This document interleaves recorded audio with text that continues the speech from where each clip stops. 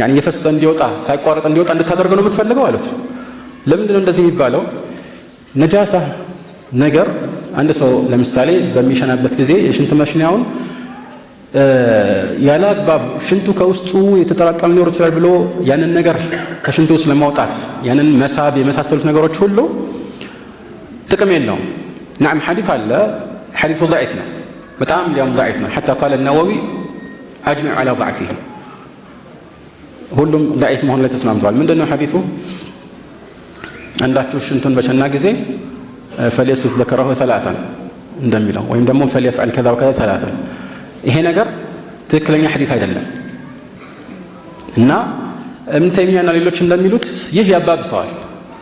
ማንኛውም ሰው ሰውየው ችግር ስላለበት እኮ አይደለም። ማንኛውም ሰው እንደዚህ ቢያደርግ ውስጥ ያለው ሽንት ራሱ እንዲወጣ ያደርገዋል ማለት ነው እና قال فالذكر كالضرع كلما ترك قر وكلما حلب در ይላል።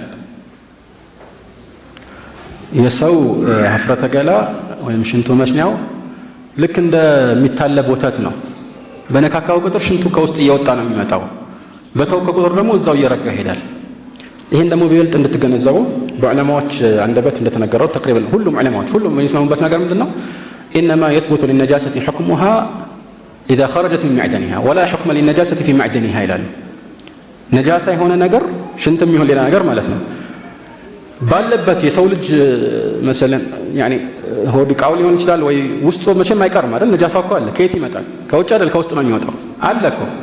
ያ ከመሆኑ ጋራ ፍርድ የሚሰጠው ሲወጣ ነው እንጂ አለበዛማ ከውስጥ ያለው ለምን ታወጣለህ? ውስጥ ያለ ሰው ነጃሳ ስላለበት አይሰግድም ከተባለማ ማን ይሰግዳል? ውጭ ሲወጣ ነው ሕክም የሚሰጠው። ነጃሳ ነው መታጠብ አለበት የሚባለው። ተግባባን? ይሄን ማወቅ ራሱ አንድ ተገቢ ነገር ነው ማለት ነው።